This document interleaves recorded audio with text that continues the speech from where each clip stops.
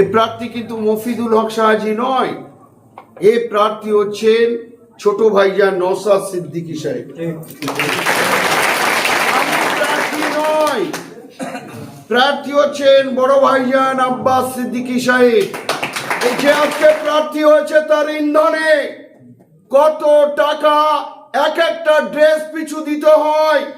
যখন এই কথা শুনি, দীর্ঘদিন রাজনীতি করার সুবাদে আমি নিজেকে ছোট মনে করি। যে আদর্শ নিয়ে রাজনীতি করছিলাম, আজকে বর্তমানে পঞ্চায়েত সমিতিতে যারা দায়িত্বে আছে তারা টাকা ছাড়া এই অসহায় মহিলাদের কাজ দেয় না। এখানেই আমার প্রতিবাদ, এখানেই আমার লড়াই, এখানে যখন এই কথা বলেছে, বিশ্বাস করুন একটা পীর জাদা যখন এই কথা বলছে, আমি তখন চোখে আমার জল এসে গেছিল। যে আর কিছু না হলেও দেগঙ্গার মানুষ এই দীর্ঘদিন সেবক হিসাবে কাজ করার পর তারা আমাকে একটা স্বীকৃতি দিয়েছে যে এই মানুষটাকে প্রার্থী করলে আমাদের লড়াইটা আমরা করতে পারবো এবং সেই লড়াইতে আমরা জিততে পারব। সেই জন্যেই আমি বড় ভাইজানকে এবং নওশাদ সিদ্দিকী ভাইজানকে, ছোট ভাইজানকে আমি ধন্যবাদ জানাবো। আমি দূর থেকে সালাম নেব এবং দোয়া চাইব। আপনারা আমাকে দীর্ঘদিন ধরে দেখছেন, আমি কিন্তু প্রথম থেকেই ডানপন্থী ঘরের আমি ছেলে। 1993 থেকে 1999 একটা দলের সঙ্গে ছিলাম। সেই দল থেকে এসে 1999 থেকে 2026 একটা দল করেছি। একেবারে গ্রাম পঞ্চায়েতের মেম্বার, প্রধান, উপপ্রধান, পঞ্চায়েত সমিতির সভাপতি, বর্তমান জেলা পরিষদের কর্মদক্ষ। আমি কিন্তু কখনো, আমি প্রায় আল্লাহর কাছে দোয়া চাই আমাকে কখনো যেন অহংকারী করে না তোলে, আমাকে যেন কখনো মানুষের থেকে বিচ্ছিন্ন না করে, আমি কখনো মানুষকে উপকার না করলেও আমি যেন অপকার না করি। এ কথাটা প্রায় বলি। আর আমার যেন সঠিক পথে আমাকে পরিচালিত হওয়ার তৌফিক দান করবেন আমার। এ কথা আমি দৈনন্দিন নামাজের পার্টিতে বসে আল্লাহর কাছে ফরিয়াদ করি, আল্লাহর কাছে দোয়া চাই। দেখুন, চলার পথে ভুল হবে, প্রত্যেক মানুষের ছোট বড় না ভুল হয়। আমি যদি আপনাদের কাছে কোনো সময় যে দলটা করতাম সেই দল করার পরিপ্রেক্ষিতে কারোর কাছে যদি কোনো ভুল বা খারাপ করে থাকি, নিজ গুণে আমাকে ক্ষমা করে দেবেন। আমি কিন্তু এখন আইএসএফ এর একটা কর্মী এবং ছোট ভাইজান এবং বড় ভাইজানের অত্যন্ত স্নেহধন্য আমি প্রার্থী হয়েছি দেগঙ্গা বিধানসভায়। আপনাদের একটা কথা সবসময় মনে করতে হবে, এ প্রার্থী কিন্তু মফিদুল হক সাহাজি নয়, এ প্রার্থী হচ্ছেন ছোট ভাইজান নওশাদ সিদ্দিকী সাহেব। প্রার্থী নয়, প্রার্থী হচ্ছেন বড় ভাইজান আব্বাস সিদ্দিকী সাহেব। সেজন্য আপনারা মোহনপুরের ভাইদেরকে আমি ধন্যবাদ জানাবো, অভিনন্দন জানাবো, শুভেচ্ছা জানাবো যে তারা যে সাহসিকতার পরিচয় দিয়েছে। আজকের যে 150-রও অধিক তৃণমূল কংগ্রেসের কর্মীরা ইন্ডিয়া সেকুলার ফ্রন্টে যোগদান করেছে, আমি নত মস্তিষ্কে আপনাদেরকে ধন্যবাদ জানাচ্ছি, অভিনন্দন জানাচ্ছি। আপনারা আমাদের আইএসএফ এর পথ চলাকে এই দেগঙ্গা বিধানসভার মধ্যে প্রথমেই চলার পথটা যে মসৃণ করে দিলেন, আমি আপনাদের কাছে কৃতজ্ঞ। যতদিন রাজনীতির আঙিনায় থাকবো, এই মোহনপুরের গ্রামের কথা আমি মাথায় রেখেই আমি চলব। আমি প্রায়শই বলে থাকি, সোয়াইশেপুর আমার বাড়ি হতে পারে, কিন্তু এই নুননগর অঞ্চল আর আমুলিয়া অঞ্চল আমি নিজের অঞ্চল বলে মনে করি। তার কারণটা কি? সোয়াই থেকে যখন বাড়ি থেকে বেরোই, একেবারে রামপুর গাম্ভীরগাছি ভেঙে মোহনপুর ভেঙে, আরজিলাপুর ভেঙে, বেনাপুর, বসনা বেনাপুর ভেঙে তবেই আমি বেলেঘাটায় উঠি।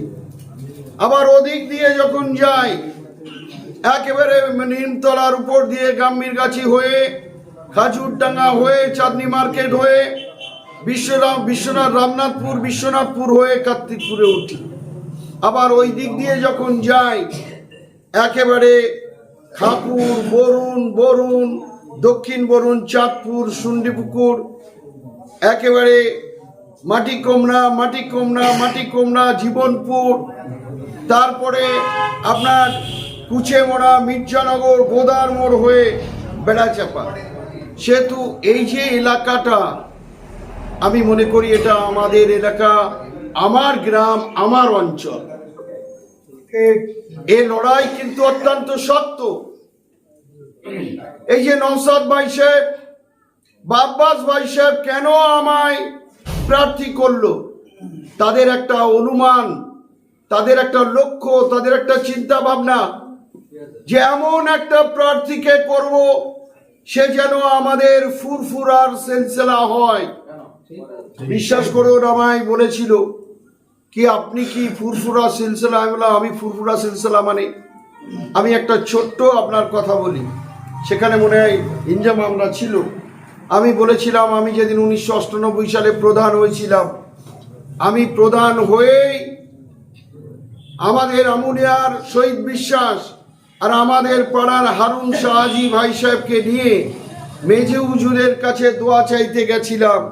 মানুষ আমাকে প্রধান করেছে, আপনি আমার জন্য দোয়া করুন, আমি যেন মানুষকে নিয়ে চলতে পারি আর হারাম যেন আমি কখনো না খাই, যেটুকু হালাল রুজি রোজগার আমি যেন সেটুকুই ভক্ষণ করতে পারি। এটা দাদা হুজুরের হাত ধরে আমার দাদাজির কথা আপনারা অনেকেই জানেন। সোহাই বাজারে যে জামে মসজিদ, সেই মসজিদের 32 বছর ফ্রি অফ কস্টে কোনো পয়সা না নিয়ে তিনি ইমামতি করেছিলেন এবং এলাকার আমার মা বোনেদেরকে কোরআন শেখাবার জন্য মক্তব তিনি তৈরি করেছিলেন। আমি 1993 সালে যেদিন আমি মেম্বার পদ দেওয়ার জন্য গ্রামের মানুষ এসেছিল, দাদাজিও ঠিক এই কথা বলেছিল, রাজনীতি করা মানেই সব মানুষকে তুমি খুশি করতে পারবে না, তারা অসন্তুষ্ট হবে, আর অসন্তুষ্ট হওয়া মানেই আল্লাহ তাআলা তোমার প্রতি নারাজ হয়ে যাবে। সেহেতু তুমি রাজনীতিতে নামো, আমি তখন গ্রাজুয়েশন পরীক্ষায় বসবো, তবে তুমি কখনো যেন মানুষকে উপকার না করতে পারলে অপকার করো না, আর কোনোদিন তুমি যেন হারাম রুজি রোজগার ঘরে নিয়ে এসো না, এ কথা কিন্তু বলেছিল। সেই কথা পাথেয় করে আমি আজও চলছি। কিন্তু আমার অত্যন্ত পরিতাপের বিষয়, দুঃখের বিষয়, আজকে এই দেগঙ্গায় যাকে প্রার্থী করেছে, আমি ছোট্ট করে 2-3টে কথা বলবো, আস্তে আস্তে আমি বাড়াবো। আজকে দেগঙ্গা পঞ্চায়েত সমিতি আমি সভাপতি ছিলাম। এই যে স্কুলের ড্রেস, এই ড্রেস সেলফ হেল্প গ্রুপ অর্থাৎ সিএসপিদের দিয়ে জোর করার জন্য বলেছিল। আমি সিএসপিদের নিয়ে কথা বলে বিডিওকে পাশে রেখে, আমার প্রতিনিধিদেরকে পাশে রেখে আমি বলেছিলাম যে এই সেলফ হেল্প গ্রুপের যারা মায়েরা আছে তারা এই ড্রেস করবে।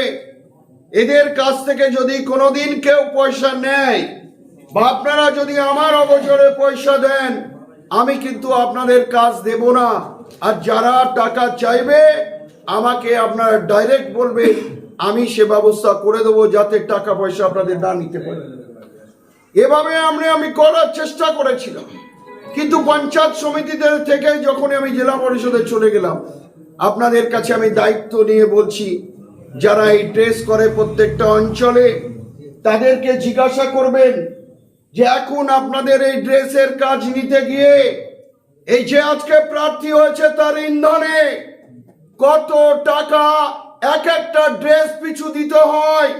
যখন এই কথা শুনি, দীর্ঘদিন রাজনীতি করার সুবাদে আমি নিজেকে ছোট মনে করি, যে আদর্শ নিয়ে রাজনীতি করছিলাম। আজকে বর্তমানে পঞ্চায়েত সমিতিতে যারা দায়িত্বে আছে তারা টাকা ছাড়া এই অসহায় মহিলাদের কাজ দেয় না। এখানেই আমার প্রতিবাদ, এখানেই আমার লড়াই, এখানেই আমার আন্দোলন।